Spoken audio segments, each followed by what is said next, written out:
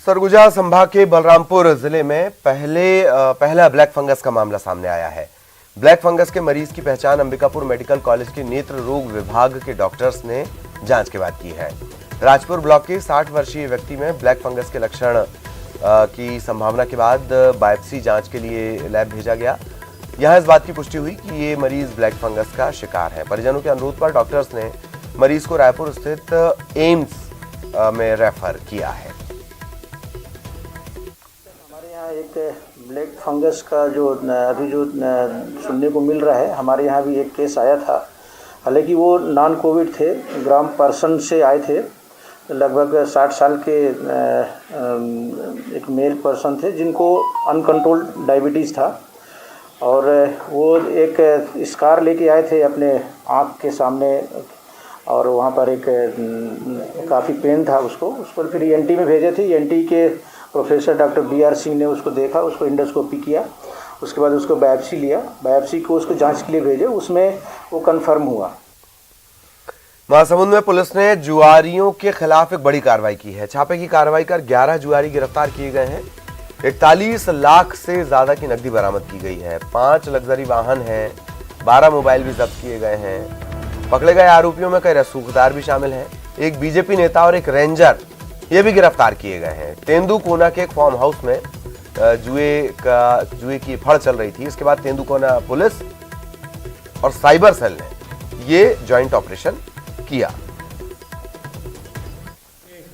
11 जुआरियान मौके पे मिले और जो कि एक टोनू और प्रशांत अग्रवाल है, उन्हीं का फार्म हाउस है, उसी में इन लोग जुआ खेल रहे थे और इनके पास से तकरीबन 41,24,705 रुपये नगद मिला है। इसके अलावा 2 फॉर्चूनर कार, एक MG हेक्टर कार, एक ब्रेजा कार और एक TVS 300 कार, ऐसे 5 कार मिला है। 13 मोबाइल मिला है और इतनी बड़ी रकम मिली है। और टोटल हम अगर गाड़ी और मोबाइल और सभी की रकम की हम बात करें तो 1,27,78,705 रुपये के करीब इसका वैल्यू है।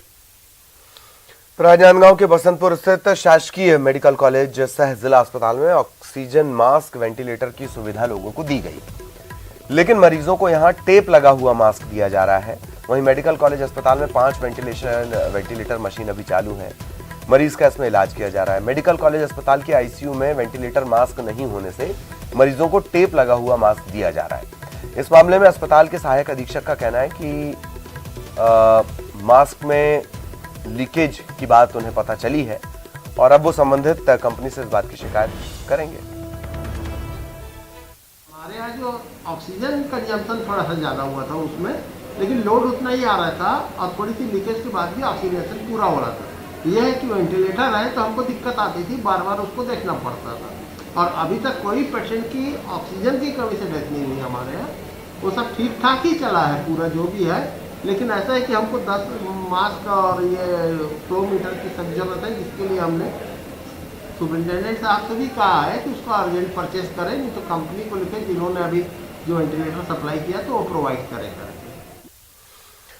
जशपुर जिले के तांबा कछार में करोड़ों की लागत से डैम और नहर बनना था। डैम का निर्माण 1.5 साल पहले पूरा हो गया, लेकिन नहर के निर्माण का काम अब तक शुरू नहीं हुआ। ग्रामीणों में आक्रोश है। ग्रामीणों ने योजना में भ्रष्टाचार का आरोप लगाया। बगीचा विकासखंड के तांबा कछार में जल संसाधन विभाग द्वारा तकरीबन 10 करोड़ की लागत से डैम और नहर बनना था।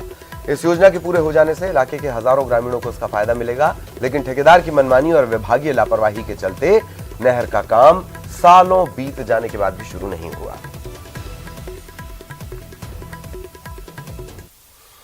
समुद्र में बड़ी मछलियों का मिलना आम बात है, लेकिन किसी बांध में कई किलो वजनी मछली मिले तो थोड़ी हैरत होगी। मुंगेली के मनियारी बांध में एक ऐसी मछली मिली, इसका वजन है 70 किलो। मछुआरों को इतनी बड़ी मछली मिली और इसे देखकर सब हैरान भी हो गए।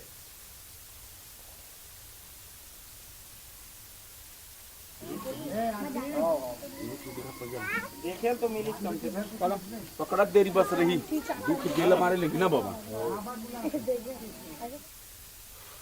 और चलते चलते आखिर में जान लीजिए कि कोरोना की इस लड़ाई में एक बार फिर किस तरीके से अहम भूमिका निभा रहा है रिलायंस फाउंडेशन, जिसने महाराष्ट्र में साई ट्रस्ट के साथ मिलकर ऑक्सीजन प्लांट तैयार किया और यूपी में कोरोना वाहनों को अब 30 जून तक फ्री में ईंधन देने का ऐलान किया गया है।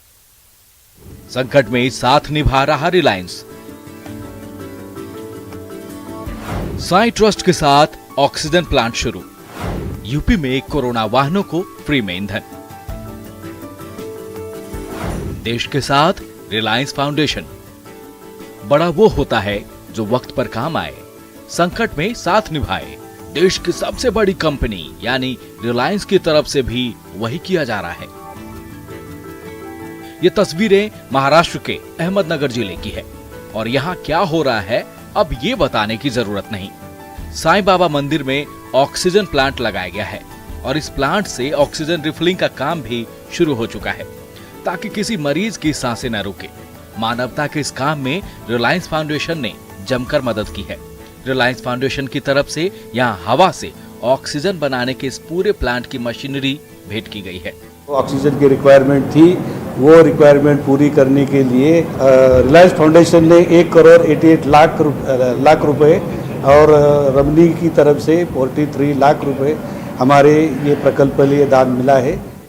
इस ऑक्सीजन प्लांट को तैयार करने में 2,33 लाख रुपए का खर्च आया है, जिसमें मशीनरी के लिए रिलायंस फाउंडेशन की तरफ से 1,88 लाख रुपए की रकम दी गई है ताकि करीब 300 बेड तक ऑक्सीजन पहुंचाई जा सके। वहीं यूपी में भी रिलायंस की तरफ से बड़ी पहल की गई है। रिलायंस बीपी मोबिलिटी लिमिटेड के तहत जो रिलायंस पेट्रोल पंप आते हैं वो आज से उत्तर प्रदेश की जो एम्बुलेंस और जो ऑक्सीजन सप्लाई जैसे इमरजेंसी वाहन हैं उनमें रोजाना 50 लीटर मुफ्त में डीजल और पेट्रोल मुहैया करा रहे हैं। बिल्कुल ठीक सुन रहे हैं आप, इसका विधिवत श्री गणेश भी किया जा चुका है।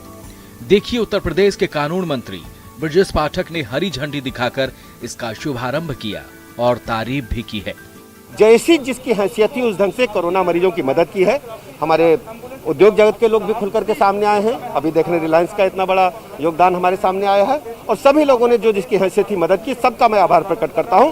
विशेष रूप से रिलायंस इंडस्ट्रीज का कि उन्होंने आज इस कार्यक्रम का विधिवत प्रारंभ यहाँ से कराया। अच्छा संदेश गया है, सहयोग के लिए और भी लोग आगे आएंगे। बेशक रिलायंस बीपी मोबिलिटी लिमिटेड ने बड़ी पहल की है, जिसके तहत रिलायंस कोरोना ड्यूटी में लगे वाहनों को फ्री में दे रहा है डीजल पेट्रोल। एम्बुलेंस और ऑक्सीजन सप्लाई वाहनों को रोजाना फ्री में मिल रहा है 50 लीटर डीजल पेट्रोल। 30 जून तक रिलायंस पेट्रोल पंप कोविड वाहनों को फ्री में देगा डीजल और petrol. Bureau report, news 18 network.